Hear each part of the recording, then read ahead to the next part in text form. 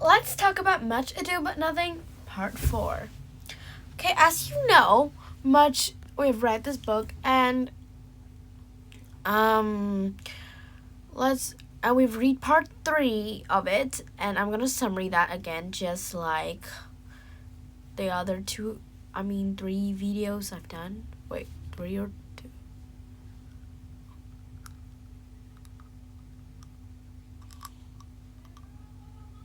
Okay, part 3. I'm wrong. Okay, so first, Patrice start by mocking the man and say that she will never marry. Just like Benedict, and then Patrice and Benedict dance. Wait.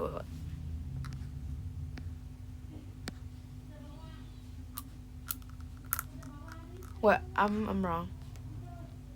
It's part 4. Okay, so first of all, Patrice is returning from calling Benedict for dinner, and she overhears Hero and Ursula talking about her. So she hide so she can hear more.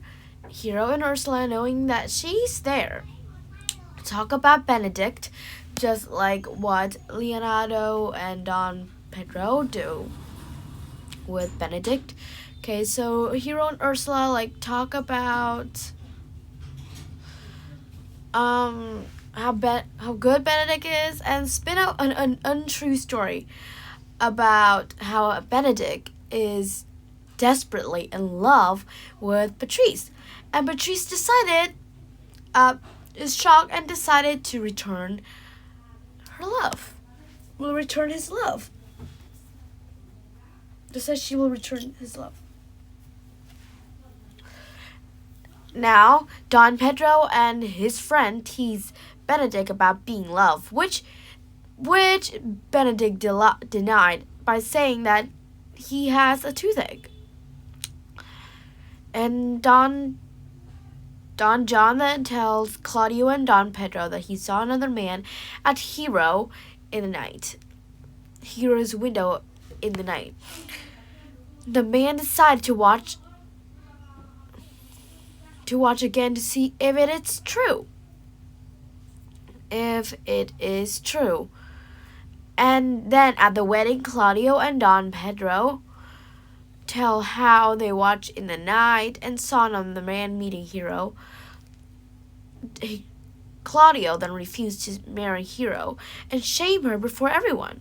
Hero, who is innocent and shocked, faints, and Claudio and Don Pedro leave. Then the fairy are convinced that Hero is innocent, tell her family to pretend that she's dead until the truth comes to the light.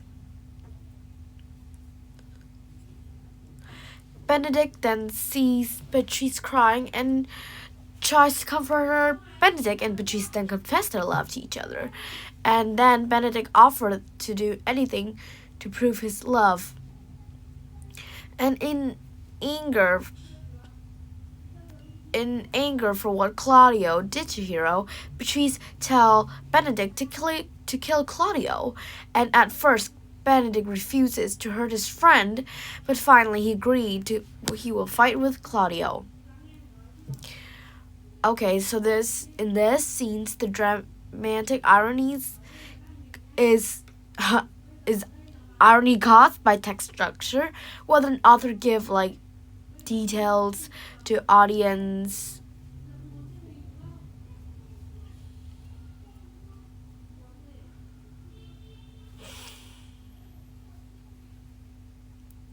That a character does not know. Dramatic irony is often used to create a suspense of humor. For example, in Much Ado About Nothing, the audience know that Don John has falsely accused Hero, but the character Don John and Claudio are unaware of the fact.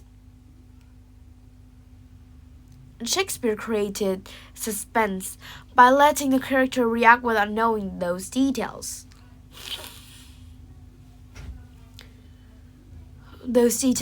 And so this leaves the audience feeling very suspense or uncertainty about what is going on or what is going to happen.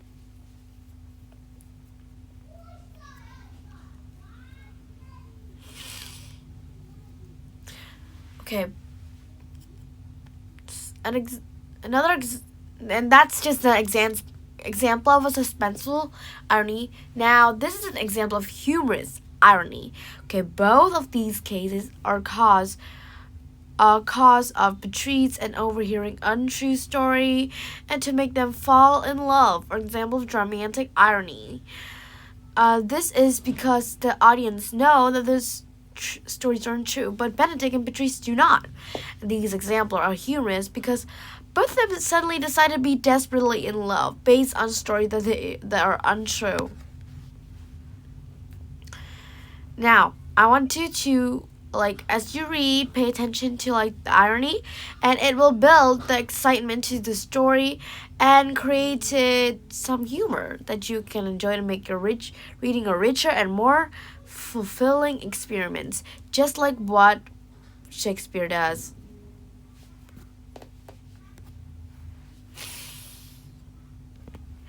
Okay, so in this, like, we use like Much Ado About Nothing, the story, to find out like the irony, but okay, I want to remember that the author used romantic irony by revealing key details to the audience, and that characters are unaware of the note to create humor or suspenses.